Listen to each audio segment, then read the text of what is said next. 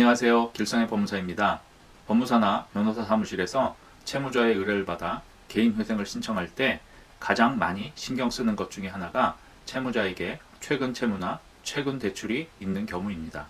개인회생을 신청하시는 분들 중에 최근 채무가 없으신 분들은 아마 거의 없을 것입니다. 왜냐하면 보통 개인회생 신청 전 1년 이내의 채무를 최근 채무라고 하는데, 개인회생을 신청하는 대부분의 사람들은 최근까지도 신용카드 사용과 현금 서비스 이용을 받은 경우가 많기 때문입니다.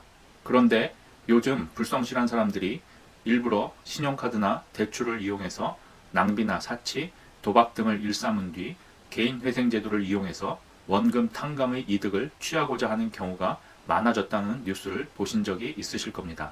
그래서 최근 채무가 있는 경우 법원은 예외 없이 그 사용처에 대한 자료와 소명을 요구하는 것입니다. 어떤 분들은 최근 채무가 있으면 개인 회생이 아예 안 된다거나 무조건 변제금이 올라간다고 알고 계시는 경우가 있는데, 그것은 잘못된 정보입니다. 최근 채무, 최근 대출이라 하더라도 그 돈을 정당한 곳에 사용하였고 통장이나 영수증 등으로 그 사용처에 대한 소명을 할 수 있다면 아무런 문제가 되지 않습니다. 예를 들어 최근에 대출을 받았더라도 그것을 생활비나 사업자금 등 필요한 곳에 사용하였다거나, 흔히 돌려막기라고 말하는 대환대출, 즉 대출을 받아 또 다른 금융기관의 채권을 변제한 경우에는 법원도 이를 문제 삼지 않습니다. 그러나 주식이나 코인, 낭비나 사치, 도박 등 자금 사용이 불성실한 경우에는 최근 채무가 문제가 될 수 있습니다. 특히 대환대출의 경우 대출을 받아 다른 금융기관의 채무를 변제하는 것은 문제가 되지 않지만, 금융기관의 대출을 받아 아는 지인의 채무를 먼저 변제해 주는 것은 채권자 평등의 원칙에 위배된 편파 변제에 해당되는 것으로서 이것은 법원에서 문제가 될 수 있다는 점을 주의하셔야 하겠습니다. 또 주의하셔야 할 것은 정당한 사용이라 하더라도 그 사용처에 대한 채무자가 전혀 소명을 하지 못하는 경우에도 문제가 될 수 있습니다. 가령 통장에서는 제법 큰 돈이 현금으로 인출되었는데 채무자가 그 돈을 어디에 사용하였는지 자료 제출은 하지 않고 말로만 생활자금으로 썼다고 주장하는 경우가 이런 경우입니다. 그러면 이렇게 최근 채무가 법원에서 문제가 된 경우 법원은 이것을 어떻게 처리할까요? 법원은 최근 채무에 대한 사용이 비록 불성실하다고 해서 이것만을 이유로 개인회생을 기각하지는 않습니다.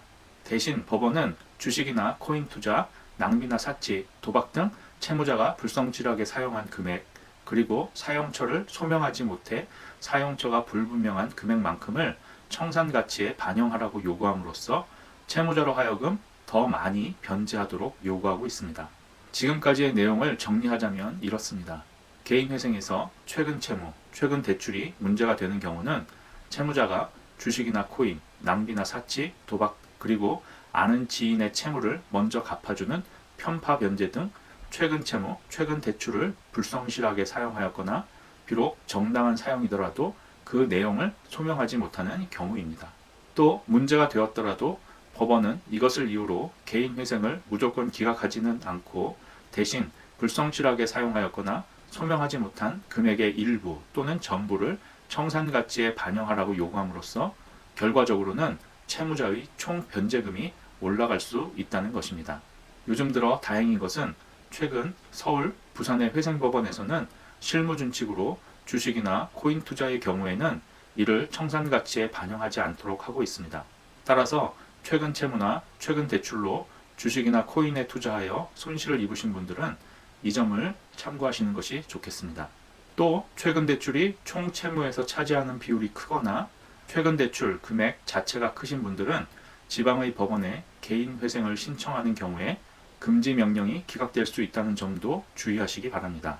그러나 서울회생법원에서는 실무상 최근 채무나 최근 대출을 이유로 금지 명령을 기각하지는 않고 있으니 이 점도 참고하시면 좋겠습니다. 오늘의 영상이 여러분에게 조금이나마 도움이 되셨다면 좋아요, 구독 부탁드립니다. 감사합니다.